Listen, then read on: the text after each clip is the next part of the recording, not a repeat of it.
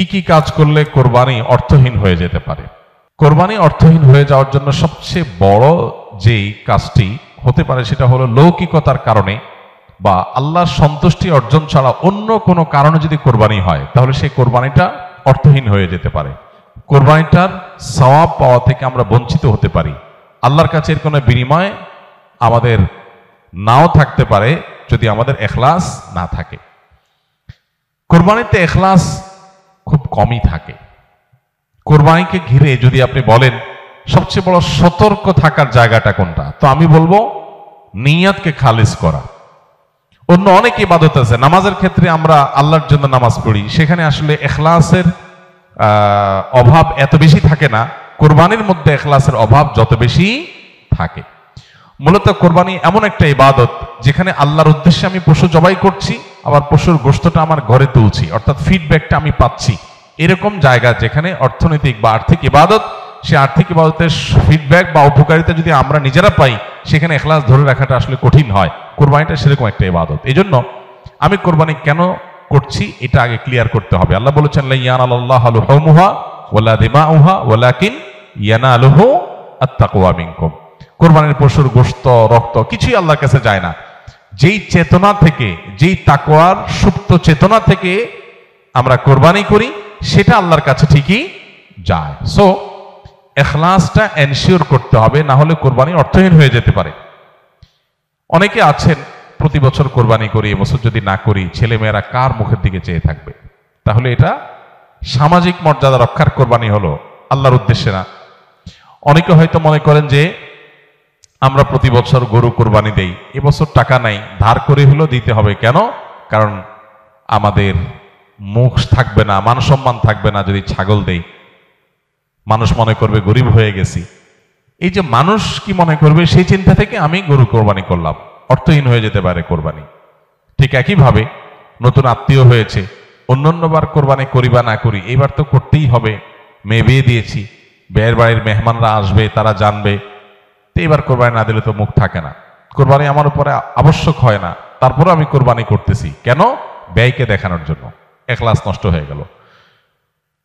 অনেকে আছেন যে কোরবানির মূল উদ্দেশ্য হলো ফ্রেশ গোশত সংগ্রহ করা, এই সামাজিক মর্যাদা ইত্যাদি, এগুলোর কারণে কোরবানি সবচেয়ে বেশি অর্থহীন হয়ে যায়। এই জন্য কোরবানিকে সবচেয়ে বেশি আমাদের রিয়া বা লৌকিকতা থেকে মুক্ত রাখার চেষ্টা করতে হবে। আল্লাহ আমাদের তৌফিক দান করুন। দ্বিতীয়ত, হারাম অর্থ দিয়ে যদি কোরবানি করেন তাহলে সেটা অর্থহীন হয়ে যেতে পারে। আপনি দেখবেন কোরবানির ইবাদতটাতে এক অদ্ভুত দৃশ্য আমাদের দেশে দেখা যায়। যারা যত বেশি প্র্যাকটিসিং, তাদের কোরবানির পশুর সাইজ সাধারণত তত কম থাকে। আর যারা যত বেশি নামাজ কালাম কম পড়ে, ইসলাম থেকে যত দূরে, তাদের কোরবানির পশুর সাইজ তুলনামূলকভাবে তত বড় হয়। অদ্ভুত না ব্যাপারটা?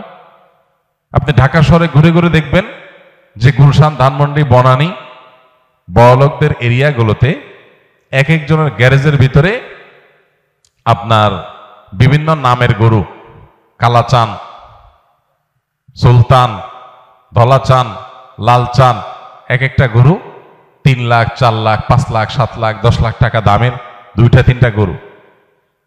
হয়তো অনেক এলাকা আছে যে একটা পাড়া মহল্লাতেও এত টাকা খরচ করে সবাই কোরবানি করার সুযোগ হয় না। যা দেখেন ওই বাড়িতে যারা থাকে তাদের নামাজ নাই, কালাম নাই, ইবাদত নাই, বন্দেগী নাই, কোরবানির বেলায় মাশাআল্লাহ 4টা-5টা আছে, কারণ এটাতে বেটাগিরি জাহির করা যায়। আর যদি নির্বাচন সামনে থাকে তাহলে তো কোনো কথাই নেই। তাহলে এবার 10টা গরু, 20টা গরু, 30টা গরু। তো এগুলো বেশিরভাগ ক্ষেত্রে হারাম উপার্জন থেকে হয়, বিশেষ করে যাদের মধ্যে আল্লাহর ভয় না থাকে। তো হারাম উপার্জন থেকে যদি কোরবানির পশু করা হয়, জবাই করা হয়, বা ওই যে লৌকিকতার কারণে মানুষ দেখানোর জন্য, বাহবা পাওয়ার জন্য যদি কোরবানি হয়, তাহলে সেই কোরবানি কি হয়ে যাবে? অর্থহীন হয়ে যেতে পারে। তৃতীয়ত যে বিষয়টা আমাদের খেয়াল করা দরকার সেটা হলো কোরবানির পশুর জবাই করে তার গোশত খাওয়া আল্লাহ তাআলা আমাদের জন্য হালাল করেছেন, কিন্তু এর মানে এই না যে পশুর প্রতি কোনো অমানবিক আচরণ করা যাবে। পশুর প্রতি অমানবিক আচরণ করলেও কোরবানি অর্থহীন হয়ে যেতে পারে। এখন বলতে পারেন পশুর প্রতি কেউ কেউ অমানবিক আচরণ করে? উত্তর হলো হ্যাঁ, করে। কিভাবে করে? অনেকে আছেন পশু কিনে আনার পর যথাযথভাবে যত্ন আপ্তি করে না, নিয়মতান্ত্রিক ভাবে খাওয়ায় না। কারণ জবাই করে ফেলবো, দরকার কি খাওয়ানোর? আপনি 1 সপ্তাহ আগে 5 দিন আগে বাজার থেকে পশু কিনে আনছেন, এর ঠিক মতো খাওয়াইলেন না, যেখানে তার কষ্ট হয়, মশা টশা আছে যেখানে সেখানে তারে বেঁধে রাখলেন। মিনিমাম যত্ন আত্মি যতটুকু দরকার, পশু হলেও তার ভিতরে প্রাণ আছে, সে প্রাণী, সো প্রাণী হিসাবে তাকে যতটুকু যত্ন করা দরকার সেটা না করে জবাই তো করে ফেলবো, দরকার কি আর কেয়ার করা, তাকে আপনি অহেতুক কষ্ট দিলেন, তাহলে এটা আপনার কোরবানিকে অর্থহীন করতে পারে। নবী সাল্লাল্লাহু আলাইহি ওয়াসাল্লাম বলেছেন, ইন্নাল্লাহা কাতাবাল ইহসানা আলা কুল্লি শাই, আল্লাহ প্রত্যেকটা বস্তুর প্রতি ইহসান করা, অনুগ্রহ করাকে আবশ্যক করে দিয়েছেন, ফরজ করে দিয়েছেন। প্রতিটা বস্তুর প্রতি কি করতে হবে? ইহসান করতে হবে। এই ইহসানের মানসিকতা আমাদের যদি না থাকে, তাহলে পশুর প্রতি যদি আপনি ইহসান না করেন, তাহলে আল্লাহর কাছে জবাবদিহি করা লাগতে পারে। আমরা যারা পশু কিনে আনি, নিজেরা জবাই করি, জবাই করার সময় কিছু অমানবিক আচরণ হয়। যেমন দেখা যায় জবাই করার পর কসাইরা বিশেষ করে চাকু দিয়ে গলায় খোঁচায়। এই গলায় খোঁচানোর পরে, খোঁচানোর কারণে দেখা যায় যে স্বাভাবিকভাবে রক্ত প্রবাহ হয়ে, রক্ত বের হয়ে যে মৃত্যু হতো, সেটা না হয়ে একটা পশু মারা যাচ্ছে অনেক সময় স্পাইনাল কর্ডে আঘাত করার কারণে।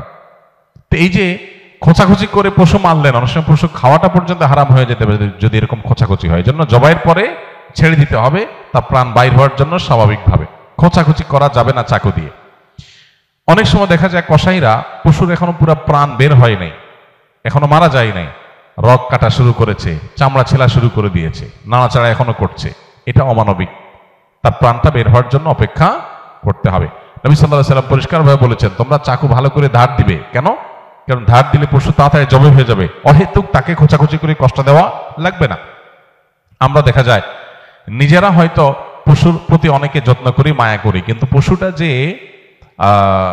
আপনার বিক্রেতার কাছ থেকে আপনি কিনে এনেছেন, এই পশু প্রতি সে হয়তো কোনো অমানবিক কাজ করেছে, যদিও তার দায়টা আপনার উপর আসবে না, কিন্তু সামাজিকভাবে আমাদের সবার উপরে এই দায়টা চলে আসে। আমরা জানি পশু পরিবহন থেকে নিয়ে, পশু বাজারজাত করা থেকে নিয়ে জবে পর্যন্ত ধাপে ধাপে পশুর প্রতি চরম অমানবিক আচরণ এদেশে করা হয়।